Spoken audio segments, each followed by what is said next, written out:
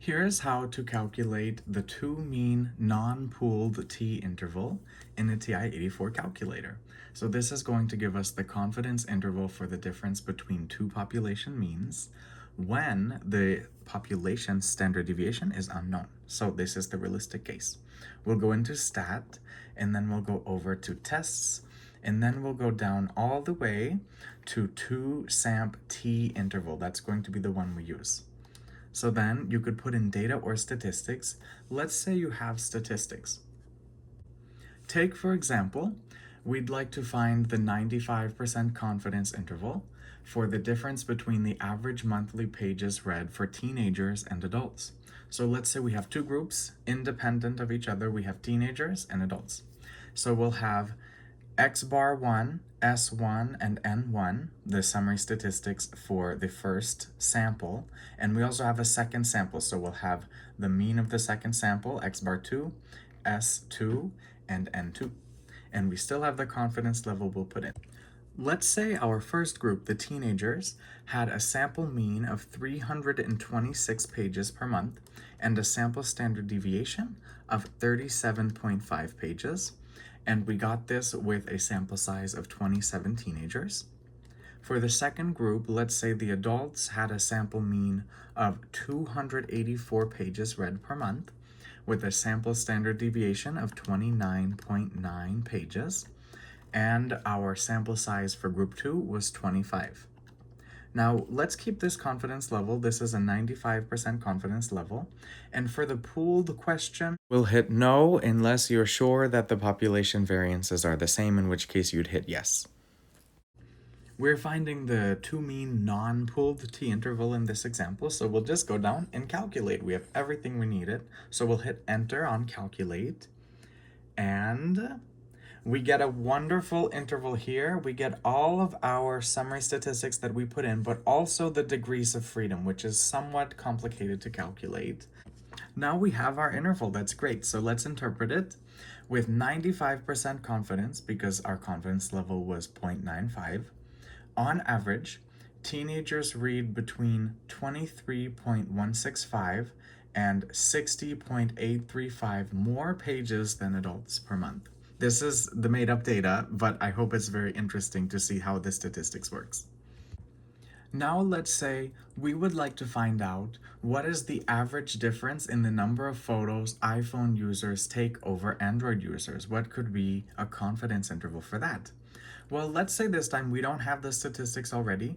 We just have raw data points from two samples of two independent populations. Let's go into stat and then edit, enter, and we'll put in our first group's data here and our second group's data point here. So our first sample, let's say we had 5 people, and these are iPhone users. Maybe they took 31 photos in this day, 2 photos, 0 photos, 18 photos, and 26 photos. So our sample of 5 people who are iPhone users took these data points of photos per day. And then our Android users will put in the second group. So let's say maybe they took 16 photos, 11 photos, 1 photo, 0 photos, and 0 photos. So we'll see if there's a difference. Additionally, it's not required that you have equal sample sizes. So let's say you were able to find another Android user, but not another iPhone user. That's okay to have 6 in this second group, but 5 in the first group. Maybe let's say that 6th person took 22 photos, okay? Now with our data points ready, we're able to go into stat, then over to tests. We're still taking a 2-samp t-interval. If you're anywhere else without scrolling down, you could also just press 0 on the test tab, and that will give you the right setting. Then we'll go over to input data, because now we have data points in our lists. So then our list 1 is L1, our list 2 is L2. We didn't use a frequency list style, so both frequencies are just 1. But you would have 4 lists if you had 2 frequency lists that you use. That's perfectly fine. Let's say we'd like a 99% confidence interval. We'd like to be very sure. And again, this is not pooled data because they're independent populations. So let's calculate together. We have a lot of useful things here. We have the degrees of freedom using the Welch-Satterthwaite equation. We also have our sample means for the first and second group, our sample standard deviations for the first and second group, and our sample sizes for the first and second group. And of course, the whole reason we did this was to compare the means of two separate populations, getting the two mean non-pooled t-interval, which is this very first line below the 2 samp t-int. So at the 99% confidence level, we expect that Apple users take between negative 18.82 and 32.948 more photos per day on average than Android users.